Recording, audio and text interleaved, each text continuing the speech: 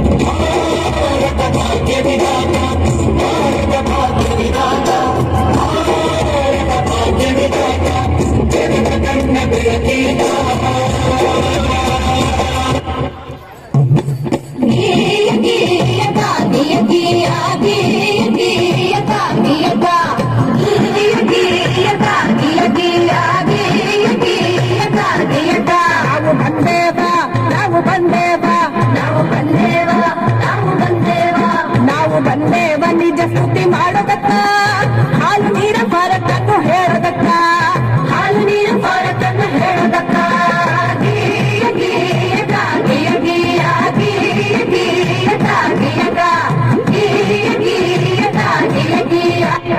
ನನ್ನಪ್ಪ ಸರ್ದಾರ ಗುಡುಗಿದನಯ್ಯ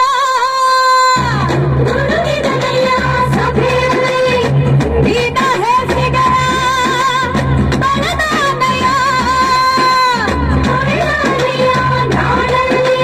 ಪ್ರತಿಯೊಂದು ಹೆಣ್ಣು ಮಗು ಬರಹ ಕಲಿಯಬೇಕು. ಪ್ರತಿ ಸರ್ಕಾರಗಳು ರಕ್ಷಣೆ ಕೊಡಬೇಕು. ಪ್ರತಿ ಕ್ಷೇತ್ರದಲ್ಲೂ ಹೆಣ್ಣಿಗೆ ಮೀಸಲು ಭೇದ ಭಾವ ಮಾಡೋದ ಜೈಲಾಗಬೇಕು.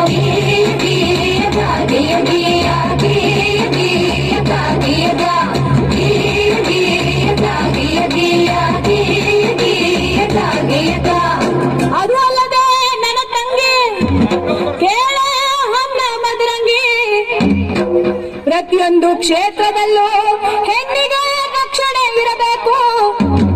ಹಾಗಂತ ನನ್ನಪ್ಪ ಸರ್ದಾರ ಕೊಡಿಸಿದ ಹಲವು ಸವಲತ್ತು.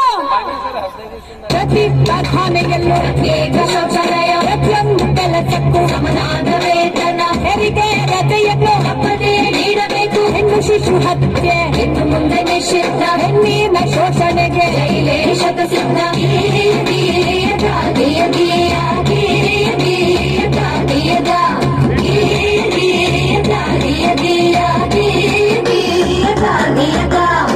ಹೀಗೆ ಹಲವಾರು ಸವಲತ್ತುಗಳು ಹಾಗೂ ಸ್ವಾತಂತ್ರ್ಯವನ್ನು ನಿಮ್ಮಂತ ಹೆಣ್ಮಕ್ಳು ಅರಿವಿಲ್ಲದೆ ಅನುಭವಿಸುತ್ತಿರುವ ಅನುಕೂಲಗಳನ್ನು ನಮ್ಮಪ್ಪ ಆ ಭಾರತ ಭಾಗ್ಯ ವಿಧಾತಾನೆ ಕೊಡಿಸಿದ್ದು.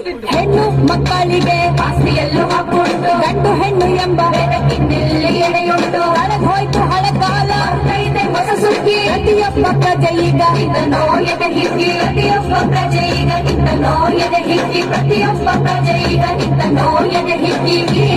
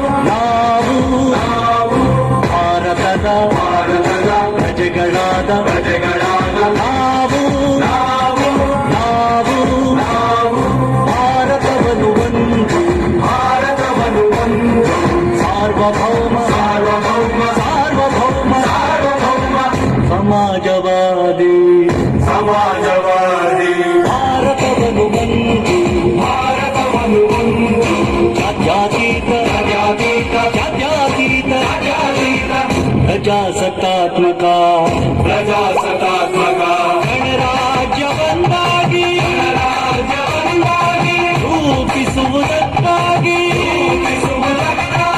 ಭಾರತೀಯರೆಲ್ಲರಿಗೂ ಭಾರತೀಯರೆಲ್ಲರಿಗೂ ಸಾಮಾಜಿಕ ಸಾಮಾಜಿಕ ಆರ್ಥಿಕ ಮತ್ತು ರಾಜಕೀಯ ರಾಜಕೀಯ ನ್ಯಾಯವನ್ನು ವಿಚಾರ ಅಭಿವ್ಯಕ್ತಿ ವಿಚಾರ ಅಭಿವ್ಯಕ್ತಿ ನಂಬಿಕೆ ಧರ್ಮ ಮತ್ತು ನಂಬಿಕೆ ಧರ್ಮ ಮತ್ತು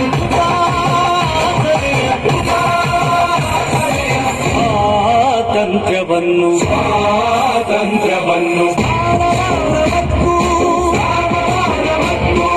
ಅವಕಾಶಗಳ ಸಮತೆ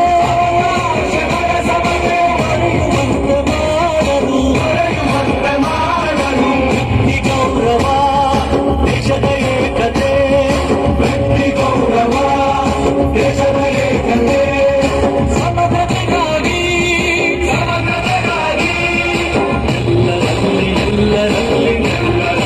ಎಲ್ಲರಲ್ಲಿ ಭಾತೃತ್ವ ಭಾವವನ್ನು ಮೂಡಿಸುವುದಕ್ಕಾಗಿ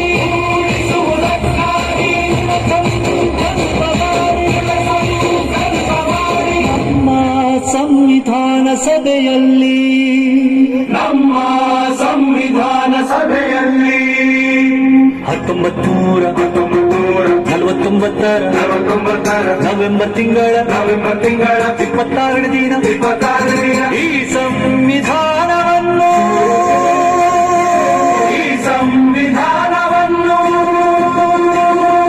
ನಮಗೆ ನಾವೇ ಅರ್ಪಿಸಿಕೊಂಡು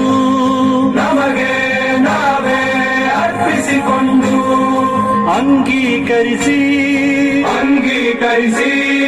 ಶಾಸನವಾಗಿ ವಿಧಿ